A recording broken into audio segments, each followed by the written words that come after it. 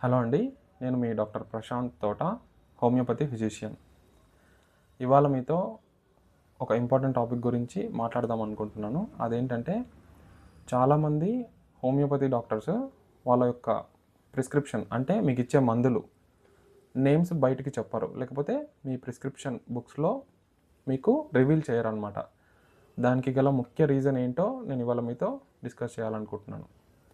అయితే ఒక ఇవాళ జరిగిన ఇన్సిడెంట్ హాస్పిటల్లో మీతో నేను ఈరోజు చెప్తాను. ఇవాళ ఒక 2 to 3 neck pain cases back to back చూడడం జరిగింది.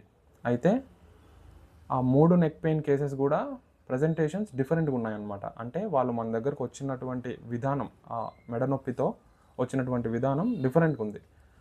మొదటి పేషెంట్ ఏమో ఆల్రెడీ తనే ChatGPT, గూగుల్, ఇలా యూట్యూబ్ వీటిలో చూసుకొని తనకున్నటువంటి లక్షణాలని సెర్చ్ చేసి, డాక్టర్ నాకు సర్వైకల్ స్పాండైలోసిస్ స్టేజ్ 4లో ఉంది, మీరు మందులు ఇవ్వండి అని చెప్పేసి వచ్చాడనమాట.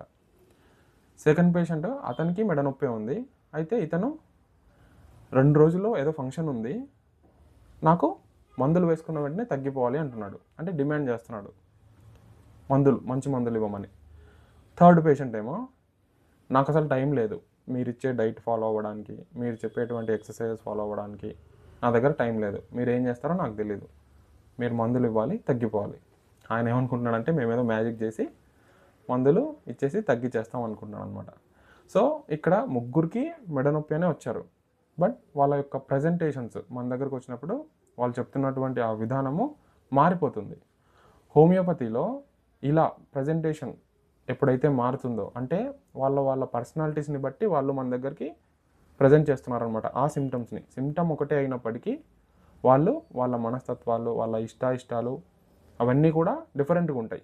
కాబట్టి వీటన్నిటిని ఆధారం చేసుకొని వాళ్ళకు మందు ఇవ్వడం అనేది జరుగుతుంది. ముగ్గురికి మెడ నొప్పి అయినా కూడా ముగ్గురికి 3 రకాల మందులు అనేది ఇవ్వడం జరిగింది ఈరోజు.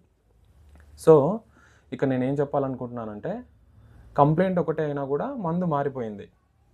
ఎప్పుడైతే మేము మీకు మందు బయటికి రివీల్ చేస్తామో, ఆ మందుని మీరు తీసుకెళ్ళి ఇంగ్లీష్ మెడిసిన్స్ లాగే అనుకొని, ఇప్పుడు జ్వరం వచ్చింది అనగానే పారాసెటమాల్ ఎలా అయితే కామన్గా అందరూ వేసుకుంటారో, మెడ నొప్పి అనగానే మేము రాసిచ్చిన, ఫర్ ఎగ్జాంపుల్ ఫస్ట్ పేషెంట్కి రాసిచ్చుంటాం ఒక రెమెడీ, రస్టాక్స్ అనుకుందాం. అదే మందు తీసుకెళ్ళి 2వ పేషెంట్ 3వ పేషెంట్ కూడా వేసుకుంటాడు. ఇక్కడ ఏమవుతుంది, 1వ పేషెంట్కి వచ్చిన రిలీఫ్ 2వ పేషెంట్కి 3వ పేషెంట్కి రాదు. ఎప్పుడైతే వీళ్ళిద్దరికి రిలీఫ్ రాదో, వీళ్ళిద్దరు ఏమంటారు, హోమియోపతి సరిగ్గా పనిచేయలేదు అంటారు. సో ఇక్కడ మీకు అండ్ సిస్టమ్కి, మీకు మంచి జరగదు అండ్ మా హోమియోపతి సిస్టమ్కి కూడా బెనిఫిషియల్ కాదనమాట ఇది. అందుకు హోమియోపతి డాక్టర్స్ ఎక్కువ శాతం మీకు ప్రిస్క్రిప్షన్స్ అనేది, మందులు అనేది పేర్లు బయటికి చెప్పారనమాట. అది మెయిన్ రీజన్. సో ఇది అర్థం చేసుకొని దాన్ని బట్టి డాక్టర్స్కి కోఆపరేట్ చేస్తారని అనుకుంటున్నాను. Thank you.